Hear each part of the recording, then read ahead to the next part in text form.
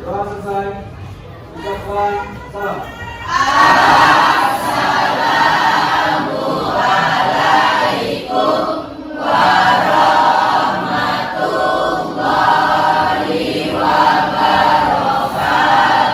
Waalaikumsalam warahmatullahi wabarakatuh. Alhamdulillahirabbil alamin wassalatu wassalamu ala nabiyyina Muhammad wa ala alihi wa ashabihi rasulillahi ajmain. A'udzu billahi minasy syaithanir rajim. Bismillahirrahmanirrahim. Alhamdulillahi rabbil alamin. Siratal ladzina an'amta 'alaihim ghairil maghdubi 'alaihim waladdallin. Aril Aji Alania. Ya, apa kabarnya? Ya, lanjutkan Diana Lestari. Ya, Dela. Ya. Maka seorang muslim itu ada kewajiban khusus bagi muslim yang lainnya. Ketika hidup dia pun ada kewajiban, apalagi ketika sudah meninggal. Maka harus kita pahami dalam Islam, ketika ada salah seorang di antara kalian meninggal, maka apa kewajiban kita?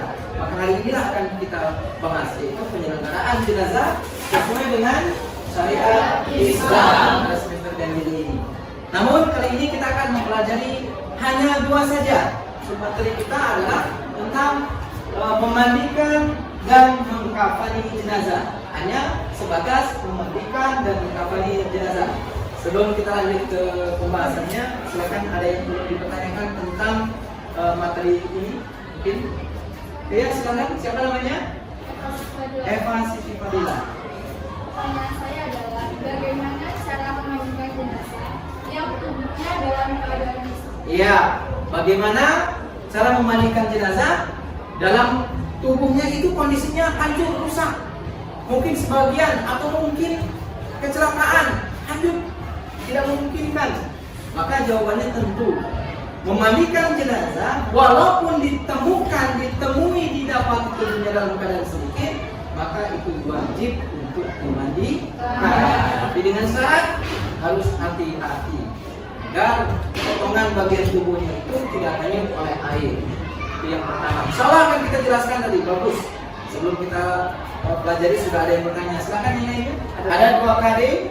Yang pertama adalah kompetensi dasar 3.7 dengan KD 4.7. Yang KD 3.7-nya adalah menganalisis pelaksanaan penyelenggaraan jenazah. Kita akan bahas nanti.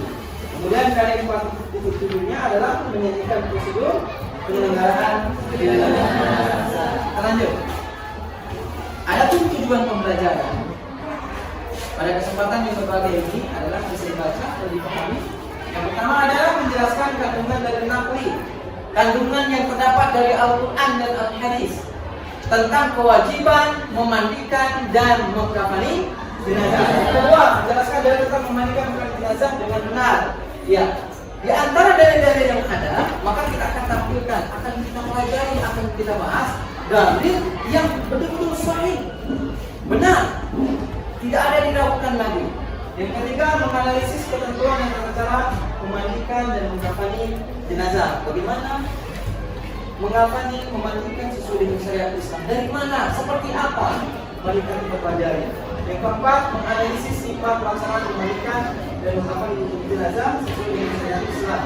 Kelima, menyajikan ketentuan dan tata cara memandikan dan mengkafani jenazah sesuai syariat Islam. Dan yang terakhir adalah mempraktekkan tata cara memandikan dan mengkafani sesuai dengan syariat Islam. Setelah dipahami, dianalisis, baru dipraktekkan. Silakan amati video berikut.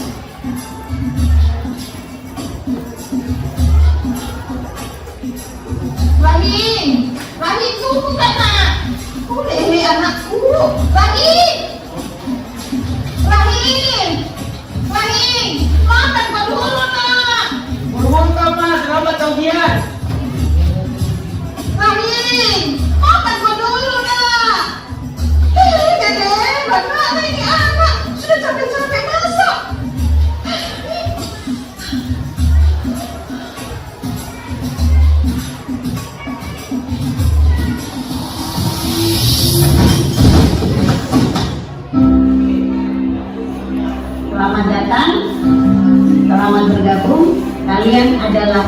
siswa-siswi terbaik, siswa-siswi pilihan di sekolah kalian masing-masing untuk mengikuti tes psikologi calon penerima beasiswa.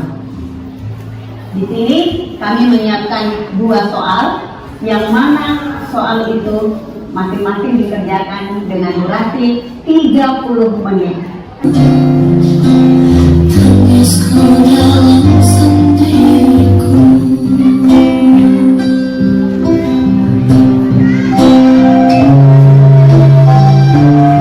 Kenapa dia pulang?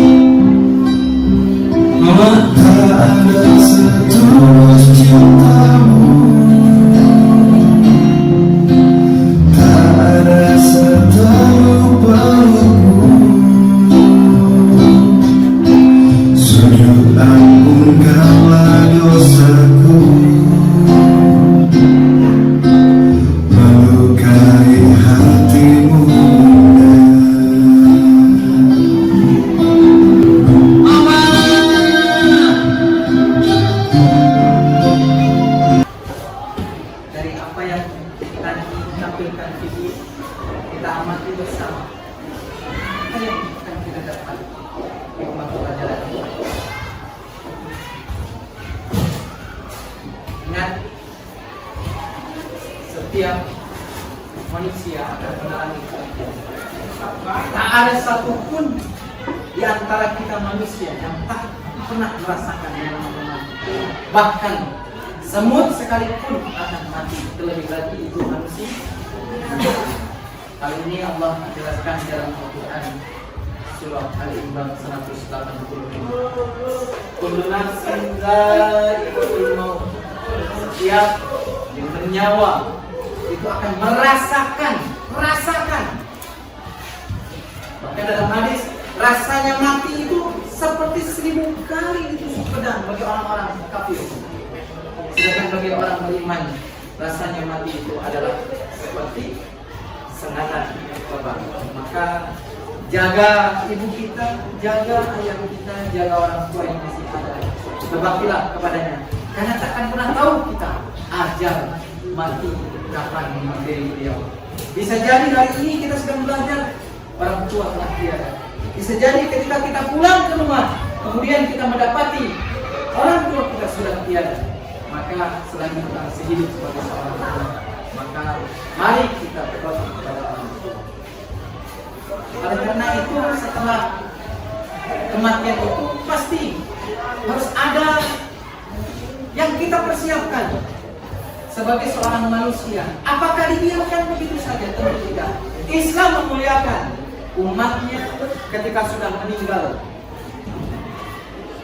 diatur, ya. Supaya apa?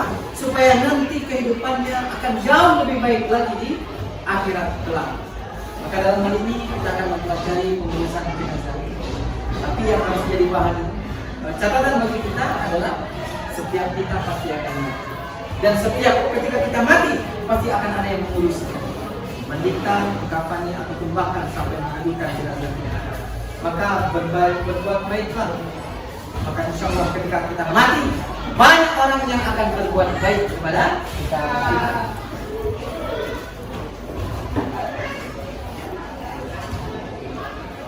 Oke. Coba dipahami. Yang jadi permasalahan sekarang adalah tak ada manusia yang apabila dia mandi sendiri, mengkafani sendiri, bahkan dia menguburkan diri sendiri. Tidak ada. Semuanya itu orang lain. Itu pentingnya hukum fardu kifayah. Wajib untuk mengurus jenazah muslim yang lainnya. Ini pertanyaan yang disampaikan oleh saudara siapa tadi? Reva Baila Sari. Hukum merawat jenazah adalah fardu kifayah. Artinya jika sebagian orang sudah melaksanakan, sebagiannya saja maka gugurnya. Masih sedih lihat video tadi? Masih ingat?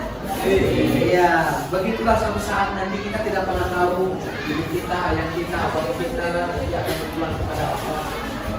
Atau mungkin kita berbuat kesalahan kepadanya, ketika pulang baru kita ingat ini berbuat baik, ternyata ibu kita sudah tiada, penyesalan tidak ada gunanya, amalan sudah tercatat, hanya nangis, hanya sedih yang ada, sedangkan kita tidak bisa apa-apa. Maka selagi masih bisa hidup, selagi masih bisa jalan, yuk pulang ke rumah berbuat baik. Ini ada 4, memandikan, mengkafani dan menyerahkan dan kuburkan. Ingat, sesuai dengan ayat 3.7 dan 3.4 tadi apa? 3.8 akan kita pelajari tadi apa? Hanya memandikan dan mengkafani jenazah. Hanya 2. Insya Allah di pertemuan yang akan datang kita akan memahami dan menjelaskan dan menguburkan jenazah. Kita lanjut, materi kita memandikan jenazah. Ya, Bapak akan jelaskan sedikit. Setelah itu nanti kita akan bagi kelompok. Ya, syarat jenazah dimandikan. Kenapa harus dimandikan? Karena Islam itu cinta kepada kebersihan, maka harus dimandikan. Maka orang yang tak pernah mandi, hakikatnya tidak cinta kepada kebersihan. Kalau jauh daripada kebersihan, maka jauh daripada iman. Kenapa? Karena kebersihan itu sebagian daripada iman. Seperti yang mengajar di depan, iman. Alhamdulillah. Ada syarat jenazah dimandikan. Yang pertama apa? Didapati tubuhnya walaupun hanya sebagian. Itu pertanyaan siapa tadi? Iya, Eva Siti. Didapat tubuhnya walaupun dia sedikit berdasarkan hadis Nabi, mandikan. Ya, sebagaimana perintah Allah dan Rasulnya. Yang kedua, bukan karena mati syahid. Maka orang-orang yang mati syahid berperang di jalan Allah, maka tidak dimandikan. Sebagai bukti, sebagai saksi bahwasanya darah yang berlumuran membasahi baju dan tubuhnya, sebagai bukti dan saksi bahwasanya dia berperang membela agama Allah, maka langsung masuk dalam Islam, tidak dimandikan. Lanjutkan, beragama Islam tentunya. Kalau berbeda akidah, maka tidak dimandikan. Tentu ada tata cara sendiri. Yang berikutnya, syarat orang yang memandikan.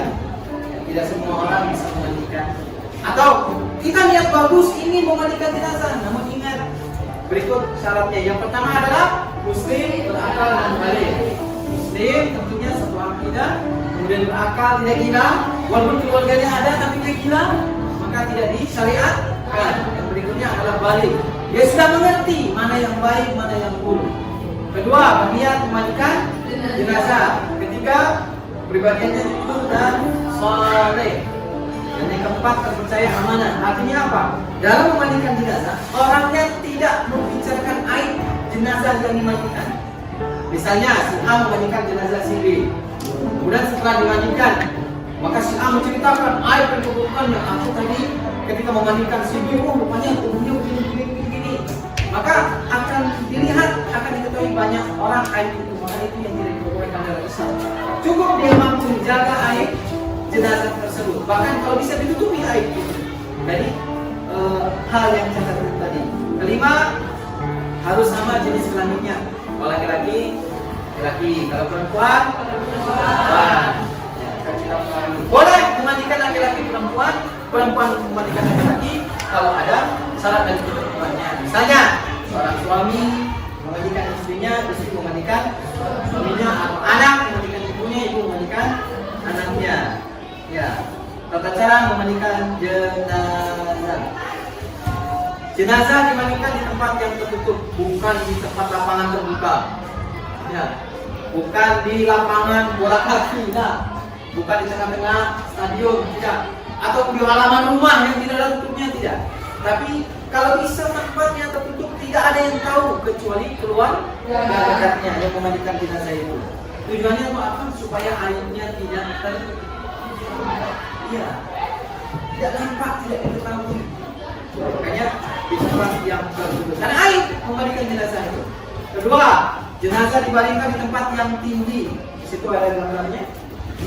Jenazah dimandikan di tempat yang tinggi, ya, di tempat yang tinggi. Kemudian jenazah diletakkan di situnya.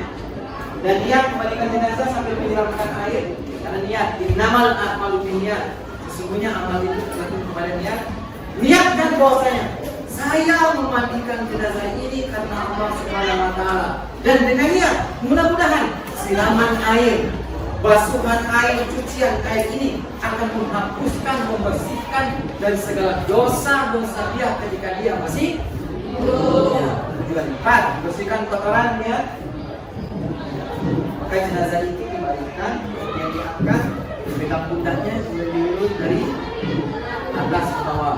Nah, itu prosesnya seperti itu untuk membersihkan kotorannya.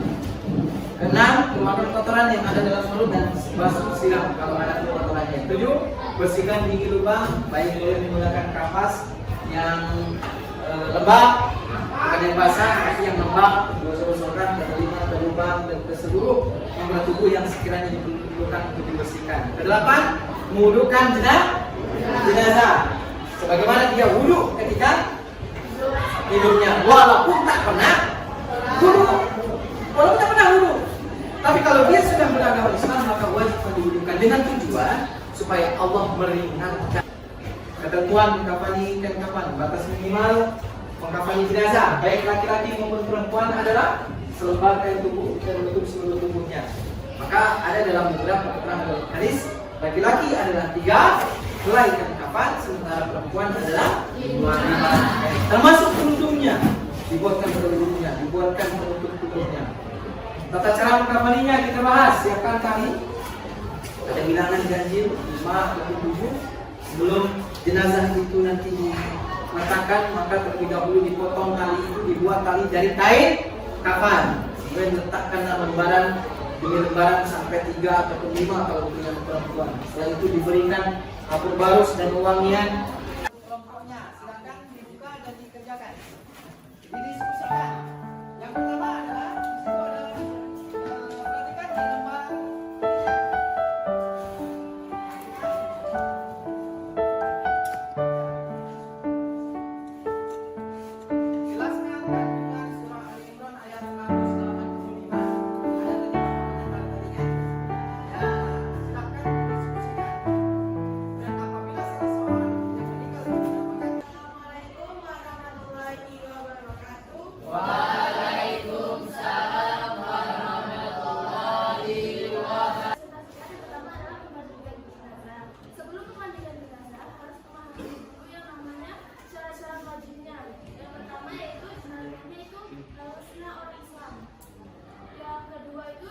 tubuhnya walaupun sedikit.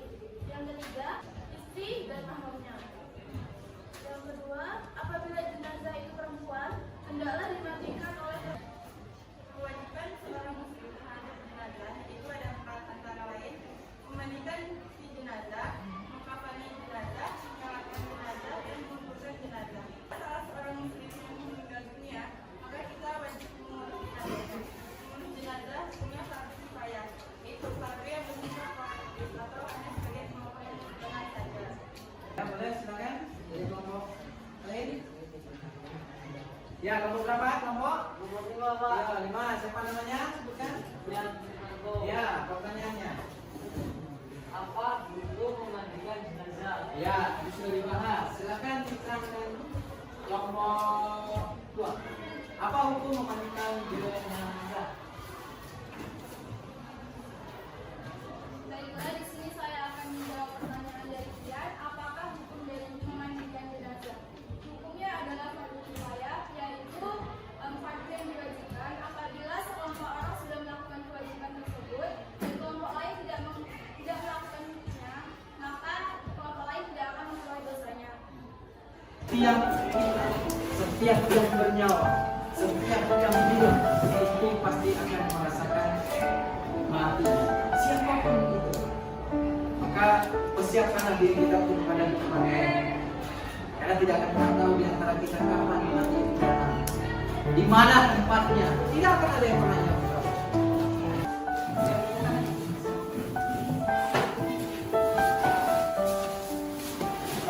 Pada tugasnya sangat ayat kandungan surah Ali Imran 185. Apa jawabannya? Bahwa setiap yang bernyawa pasti akan merasakan mati.